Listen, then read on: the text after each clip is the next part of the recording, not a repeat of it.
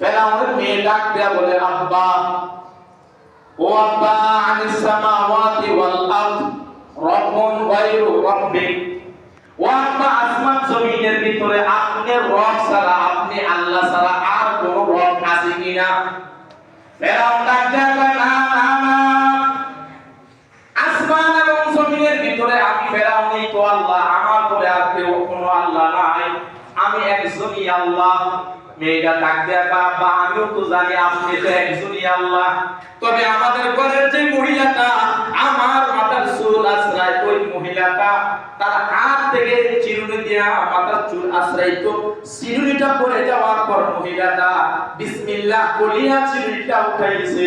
আমি সঙ্গে সঙ্গে মহিলাটারে প্রশ্ন করলাম, মানিল্লাহ, ও আল্লাহর কথা বলছো? মহিলাটা ডাক দেয়া কয়, রব্বি ওয়া রব্বু, আমার রব তোমার রব আল্লাহ। আমার আব্বা ছাড়া কি তোমার আরেকজন রব আছে নাকি? বলে, রব্বি ওয়া রব্বুকা ওয়া রব্বু আবিকে, হ্যাঁ, বলে আমার রব তোমার রব, তোমার আব্বার রব তিনি হলেন আল্লাহ। সুবহানাল্লাহ। ও আব্বা, এই মহিলাটা বলছে আমাদের রব বলে একজন আল্লাহ আছে। তাই নাকি? বলে হ্যাঁ। ডাক দিয়া মহিলারা ডাক দিয়ে আনছে, বলে তুমি তোমার রবের উপরে ঈমান ছাড়বা না, তোমারে কঠিন শাস্তি দিব। মহিলা ডাক দিয়া বলতেছে, ফেরাউন জীবন যাইতে রাজি আছে, কিন্তু আমি আমার আল্লাহর উপরে ঈমান ছাড়তে রাজি না। বলে, তুমি যদি ঈমান না ছাড়ো, আমি কথা দিলাম তোমারে আমি আগুনের ভিতরে নিক্ষেপ করব, তোমার সন্তান আদিদেরকেও আমি আগুনে নিক্ষেপ করব। আমি অপরাধ করলে আমার সন্তানদেরকে কেন তুমি আগুনের ভিতরে ফালাইবা? বলে, মা বাবার সামনে যদি সন্তানকে আগুনে নিক্ষেপ করা হয়, মা বাবার কলিজায় কষ্ট বেশি লাগে, বলো তুমি তোমার রবের উপরে ঈমান ছাড়বা কিনা? কয়, না না, আমারে আগুন ফালাইতে পারবা, আমার সন্তানদেরকেও আগুনে পালাইতে পারবো। তুমি যদি আগুনে পালাইয়া দাও, আমার সন্তান আদিরাও মুসা রবের উপরে ঈমান নিয়ে আসছে। সুবহানাল্লাহ। সন্তানদেরকে আগুনের ভিতরে পালাইছে, মা তাকায় রইছে, কলিজা পাইটা যাইতেছে, কিছু বলার নাই, কিছু বলার নাই। এক এক করে সন্তানগুলো আগুনে জ্বলতেছে। আগুনের ভিতরে অন্য এক রায়াতের ভিতরে আছে, মাছ যেরকম তেলের ভিতরে দিলে বাজা যেমন হয়ে যায়, ফেরাউন বড় বড় সসমান জ্বালা আগুন জ্বালায়া তৈলের তৈল গরম করছে ফুটান্ত তৈলের উপরে। ওই মহিলার বাচ্চাদেরকে পালাইছে। পালানোর পর বাচ্চাগুলোর রূহ যখন বের হয়, আল্লাহ তাআলা কুদরতি ভাবে মা দেখতে পারে। সন্তানরা বলে, মা তুমি পেরেশান হইও না, ও মা তুমি পেরেশান হইও না গো মা, আমরা একসাথে আল্লাহর জান্নাতে থাকবো, দেরি না তোমাকে পালাইবে। ও মা, আমাদের জন্য তুমি পেরেশানি হইও না। মা চোখের পানি পড়ে, ফেরাউন মহিলাটাকে ধরছে, এখনই গরম তেলের ভিতরে পালাবে। বলে, তোমার কোনো শেষ ইচ্ছা আছে কিনা? বলো বলো। মহিলা বলে, আমার শেষ ইচ্ছাটা হলো আমার সন্তানদের হাড্ডিগুলোর সাথে আমার তেলের ভিতরে পালানোর পর আমার হাড্ডিগুলা, সমস্ত হাড্ডিগুলা এক জায়গায় পুঁতে দিবা। সুবহানাল্লাহ। দেখেন, আল্লাহ বলেন, ও ঈমানদারেরা ঈমান আনো। কোন ঈমানদারের কথা বলতেছে? নবীওয়ালা ঈমানের কথা বলতেছেন। কোন ঈমানের কথা বলতেছেন? বলে, আসিয়ার মতো ঈমানওয়ালা। বলে, কোন ঈমানদার? ও ঈমানদাররা ঈমান আনো কামা আমানান নাস, ওই সকল মানুষের মতো ঈমান আনো। কোন সকল মানুষ? এই সকল মানুষ যেভাবে ঈমান আনছে, তাদের কাছে ফাঁসির কাষ্ঠ, তাদের সামনে আগুন, তারা আগুনের সামনে আল্লাহর ঈমানকে বিকৃত করে না। সুবহানাল্লাহ। তারা আগুনের কাছেও তার ঈমান পাস হয়ে গেছে। ইব্রাহিমের মতো নবী, এত বড় নবী হওয়ার পরও আল্লাহ তারা আগুনের ভিতরে পালাইছেন, ইব্রাহিমও পাস হয়ে গেছে। ও দয়ার মালিক, আমরাও তো শেষ নবীর উম্মত। আমাদের ঈমান নিয়া ইহুদি খ্রিস্টান থেকে শুরু করে শয়তান আমাদের ঈমান নিয়া চিনিমিনি করে। এখন আল্লাহ বলতেছে, আল্লাহ কাফেরদেরকে সম্বোধন করে বলেন নাই, মুশরিকদেরকে সম্বোধন করে বলেন নাই, আল্লাহ ঈমানদারদেরকে সম্বোধন করে বলে ঈমানওয়ালারা।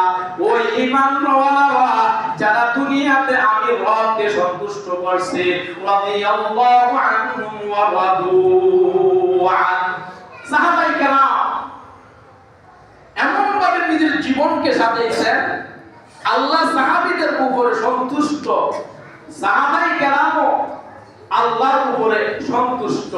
তাইলে আল্লাহ যেন আমাদের সবাইকে নবীওয়ালা ঈমান নসিব করে, সকলে বলি আমিন আমিন। আল্লাহ আমাদের সবাইকে যেন সাহাবায়ে কেরাম ওয়ালা ঈমান নসিব করে, সকলে বলি আমিন আমিন। যেন আমাদেরকে আসিয়ার মতো ঈমান নিয়ে কবরে যাইতে পারি, ফেরাউনের ঘরে ওই কাজের মহিলার মতো ঈমান নিয়ে যেন রব্বে কারীমের সামনে উঠতে পারি। আল্লাহ আমাদের সবাইকে তৌফিক দান করুক, সকলে দিল থেকে বলি আমিন আমিন। তাহলে ঈমান আনছি। এখন আমার ঈমান তো ফজরের সময় খাতার তলের থেকে, কম্বলের তলের থেকে, লেপের তলের থেকে আমার ঈমান তো মসজিদ পর্যন্ত আনতে পারে না। জুমার দিন বরকর মুসল্লি হয় বাবা, ফজরের সময় পাঁচ ঘন্টা নামাজ পড়ার লাগে, যে ইমাম তোমারে মসজিদে আনতে পারে না, তুমি কেমনে চিন্তা করো ওই ইমাম দিয়ে আল্লাহর জান্নাতে যাইবা, ঠিক কিনা? কি রে ভাই, কারণ একজন ইমানদারের ঈমান আনার পরে সর্বপ্রথম যে কাজটা সেটাই হলো সালাত, পাঁচ ওয়াক্ত নামাজ। হাসরের মাঠে সবচেয়ে প্রথম নম্বর প্রশ্নটাই হবে বান্দার থেকে সালাত। ইমাম আহমদ ইবনে হাম্বল বলেন, কোন আল্লাহর বান্দা যদি ইচ্ছাকৃতভাবে নামাজ তরক করে, নামাজ ছেড়ে দেয়, সে কাফের হয়ে গেল। ইমাম শাফি, ইমাম মালিক রাহমাতুল্লাহ আলাইহি, ইমাম শাফি কত বড় ইমাম ছিলেন। ইমাম শাফি উনি হচ্ছেন আওলাদে রাসূল, রাসূলের বংশধর। 6 বছর বয়স ইমাম শাফি। ইমাম শাফি রাহমাতুল্লাহ আলাইহি 6 বছর বয়সে ঘুমের ভিতরে নবীর স্বপ্ন দেখছেন, নবী ডাক দেয়া স্বপ্নের ভিতরে বলছে, ইমাম শাফি লেখেন 6 বছর বয়সে আমি যখন রাতে নবীর স্বপ্নে দেখি, নবী আমার ডাক দেয়া বলেন, তুমি কোন বংশের মনা? বলেন, ইয়া রাসূলুল্লাহ, আমি তো আপনার বংশের। বলেন, তাআল, তুমি এদিকে আসো। ইমাম শাফি বলেন, কিতাবের ভিতরে লেখে, নবী যখন আমাকে ডাক দিলেন ঘুমের ভিতরে, আসো, নবী বলতে দেরি, আমি দৌড় দিতে দেরি করি না। সুবহানাল্লাহ।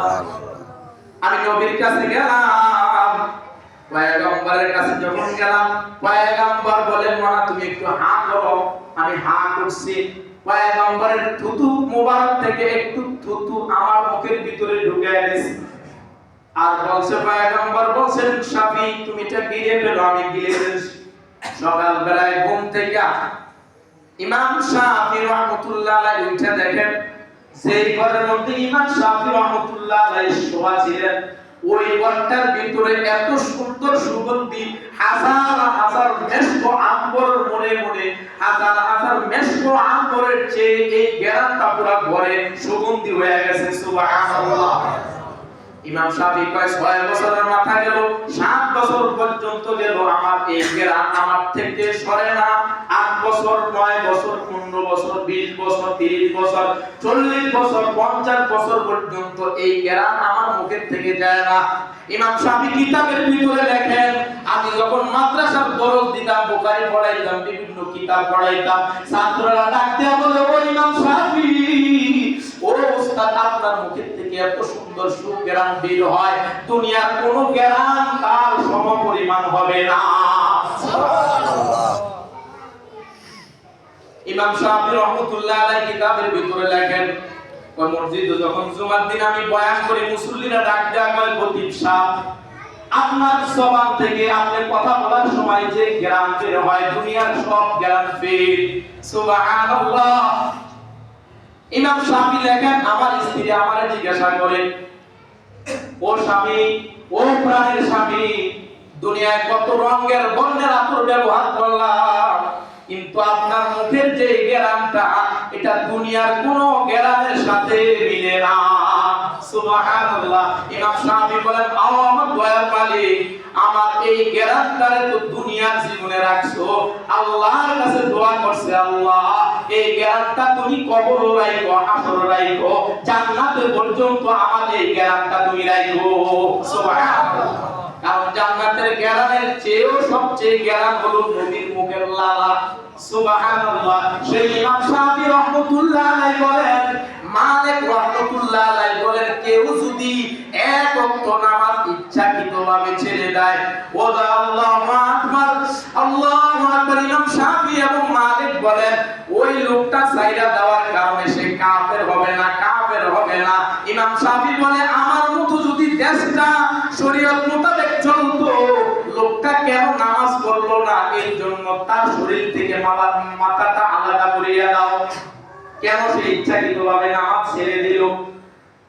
আর আমি আর আপনি যে মাযহাব ইমাম আবু হানিফা রাহমাতুল্লাহ আলাইহি, ওনার মত, ইমাম আবু হানিফা রাহমাতুল্লাহ আলাইহি দুনিয়ায় যতদিন বাঁচছেন, দুনিয়ায় যে কবর ইমাম আবু হানিফা শোয়া আছে, ওই কবরটা নিজে ইমাম আবু হানিফা নিজেই কবর খনন করছেন, নিজের পুরা এই কবরটা খনন কইরা নিজের কবরের ভিতরে ৭,০০০ কোরআন খতম করছেন। সুবহানাল্লাহ।